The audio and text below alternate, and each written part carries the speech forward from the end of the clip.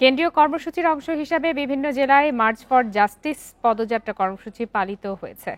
সকালে নাটোরে আইনজীবী সমিতির নতুন ভবনের সামনে থেকে এই পদযাত্রা কর্মসূচি শুরু হয়। বান্ডেল থাকলে প্রতি সেনমানিতে টাকা বাঁচবে। বিকাশ সেনমানি বান্ডেল কিনে জিতুন প্রতি লেনদেনে। পরে আদালত চত্বর ঘুরে নতুন ভবনের সামনে ফিরে তা শেষ হয়। সেখানে সংক্ষিপ্ত সমাবেশের আয়োজন করেন জাতীয়তাবাদী আইনজীবী ফোরাম। বক্তারা বলেন, ভবিষ্যতে কোনো দল যেন বিচার ব্যবস্থা ও গণতন্ত্রকে আয়নাঘরে আবদ্ধ করতে না পারে, সেজন্যই এই কর্মসূচি। মার্চ ফর জাস্টিস পদযাত্রা পালিত হয়েছে ব্রাহ্মণবাড়িয়াতেও। এতে অংশ নেন আইনজীবীরা।